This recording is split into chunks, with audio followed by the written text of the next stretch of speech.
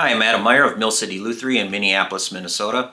And if you could tell from the title card and thumbnail, this video is going to be about getting the lacquer burn from wall hangers out of lacquer finish. This happens when there's a chemical reaction. Some of the tubing or padding that is used on guitar stands and wall hangers would have a chemical reaction with a nitrocellulose finish. Now, most guitars are not made in nitrocellulose anymore, so if you've got one hanging on your wall, don't freak out. You go over there, you pick your guitar up, and there's no marks. Your guitar probably isn't lacquer.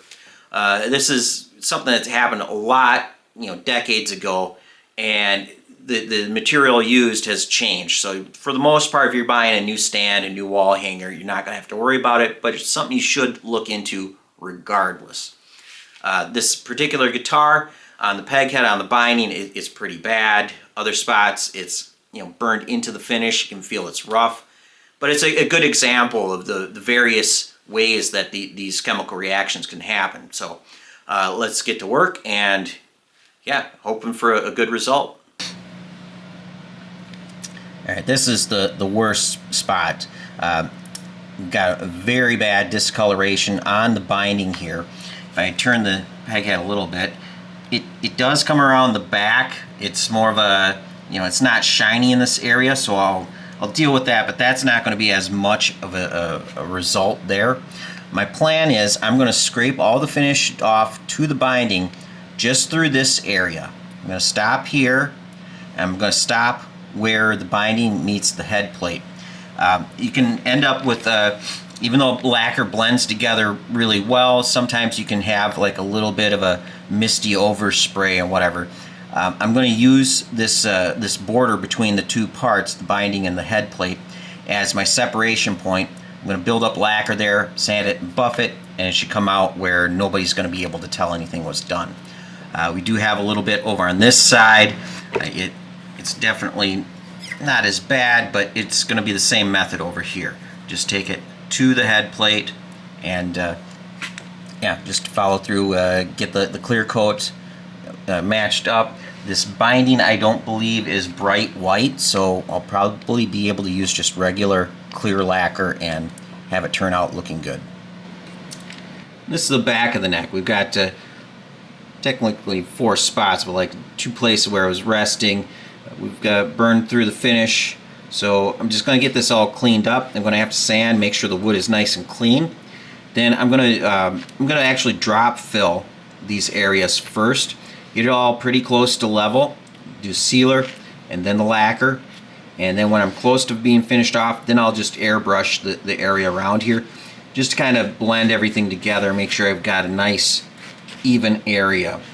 Even down here, from sitting on the bottom part of the stand, we've got, this is burned through. We don't have the browning discoloration, but the finish is just gone here, so I'm going to be sanding that out nice and smooth. This corner is the worst, got the darkest area here, so just like the other side, I'm going to stay off the black and just scrape back until I've got clean binding. Let's see what we've got. This is this side got it worse, both on the side of the peg head and on the front. I'm going to do the same thing here. I'm going to scrape the binding right along the line with the wood here. And the reason why I'm doing that is because the finish out on the wood doesn't appear to have been affected as much. So I'm going to try and just sand back this partially. Hopefully I can just sand it back a little bit, spray a little lacquer over it, and everything goes away. If that doesn't work, then I'll have to go back and sand all the way back to the wood. But I think that if I get the finish that had reaction sanded off, we should be good to build on top of that. But we know that this color is going all the way through to the binding, so we're just going to have to find out. I'm going to do it in 2 stages, hopefully spare sanding all the way to the wood. Since it's a transparent finish, I'm not wanting to have a spot here that looks different than the rest of the guitar, so I'm going kind of a step back on this area. I'll go all the way here, not quite all the way there. And we've got these spots on the back of the neck here. This one I've already started on. Just gotta sand them clean. We start over, do a little drop fill with some sealer and sand it level, start adding some lacquer on top of that. Eventually I'll just airbrush over all of it to kind of get everything to blend together. I'm in a repair shop setting. I've got other things to work on. I'm just going to brush on the sealer here. I mentioned it before. Rather than take all the time to try and tape off and airbrush something, that I can get just as good of a result here with the sealer. Put on a couple coats of this, sand it, make sure it's smooth. Then we go back and build up with lacquer. It's really nice to get a little bit of sealer on here, and I don't need to do anything about color match on this. It's not an old guitar, but you sand all the way past this, and then the binding's real white. Just put a little bit of something on and it's already matching in color. Might be a little hard to see with the camera because of there's a little bit of a sanding marks around it from me cleaning off the affected area.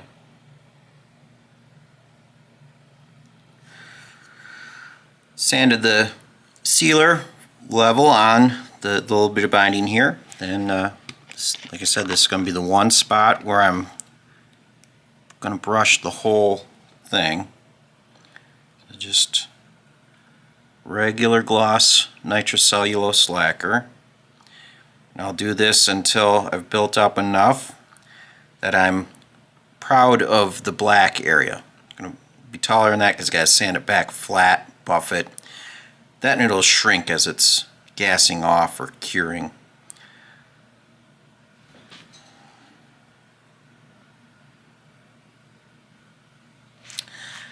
Right, middle of the neck area here on the back, sealer, I didn't build up to be flush with the top of the finish because that's not what's going to be flush here. So it's just enough to coat the wood so the lacquer doesn't keep sinking in and in and in. If you ever use nitrocellulose, you need a seal coat, otherwise that it'll just keep wanting to sink down into the wood. So this, if you're able to run your finger across here, you can definitely feel where I sanded to the wood. I mean, the chemical reaction already dug its way in there, but there's just a very slight dip in these four areas. So I could be airbrushing for days trying to build that up. These spots, just like the binding on the front of the peg head, I'm going to drop fill. And then once this is kind of, maybe level or a little bit proud of the top of the surrounding area, then we'll airbrush to feather everything out from there. I'm going to sand this out to buff. I'll probably just use some Ultimate Compound from Meguiar's and just do a hand buff. There's plenty of shrinkage of the original finish. So I don't know if you could, maybe if I can zoom in a little bit, but you've got all the wood grain because this is nitro. It isn't like super flat like a sheet of glass. So I'm sanding it to get it to kind of resemble what else is here. It's going to end up shrinking anyways, so it's kind of thing where you want to build up enough coats that you're not going to go through, but this isn't me doing a brand new guitar. I'm kind of just trying to blend everything together, just using real high grit sandpaper and some slightly soapy water, and yeah, just kind of get it all smoothed out, and it will be time to buff it. So just like the touch up on the back of the neck, there is shrinkage with the lacquer all over the guitar. So what I'm doing is I'm making sure to sand on the binding to get that flat, and even though it's going to end up just a little bit below the black of the head plate, that's fine because the lacquer has shrunk and we do not have a perfectly even level surface here. So I'm just trying to do the bare minimum to get this to blend in. And I did go over on the black a little bit, but buffing that together will turn out just fine.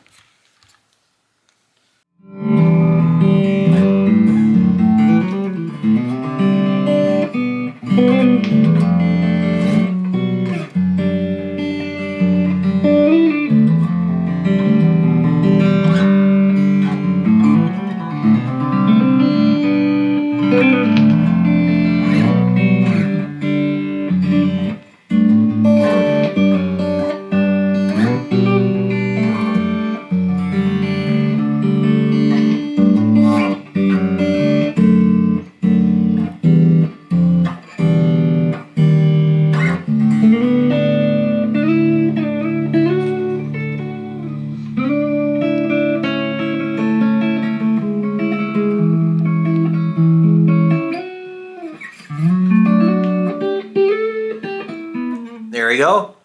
If you didn't watch this video, you'd never know that anything happened to this guitar. You know, it did kind of the usual, not a super shiny, perfectly flat result because, well, this is lacquer. If you look across the back here, the finish is no longer like a sheet of glass. There are little ripples in it. So just kind of getting everything to match so that it's just not noticeable. And this guitar is also a really good example of kind of the three stages or multiple stages of damage that can be caused by these wall hangers and stands. We had a really bad discoloration in the finish on top of the binding. That discoloration was back here on the back side of the peg head, but the binding I had to scrape all the way clean. Over here, just a little bit of sanding and it was gone away. So two very different ways to get rid of it. Of course, I then finished back up, but you just kind of have to go into it to really know how deep that goes. Also on the bottom end here of the guitar, that took me twice as long as any of the other parts. Even though this was not necessarily visible, you had to run your hand across down here to notice that there had been any damage. I sanded all the way clean and continued to drop fill just like all the other parts of the guitar. Give it time to build up. You want to be proud of the surface that you're trying to match because the lacquer will shrink back and you want to sand it flat and level, buff it out. Down here, same day I went to sand and buff the other parts, I could tell I was going to go all the way through down here. It really wanted to shrink and shrink and shrink down here. This area took twice as long as the rest of the guitar. So if you have a guitar that you take in somewhere to have this damage corrected and they give you an estimated turnaround time, double it. Just be fair about it. It's lacquer. There's kind of a guessing game here. I had no idea this was going to take as long as it did. So it looked much easier than the peg head binding, but somehow it took twice as long. That's just how it is sometimes. So if you have any questions about this or any of the other jobs in my library, you can always leave a comment in the section below the video. Or if you want to contact me directly on the main page, there's an About section. My contact information will be there. And we'll see you next time.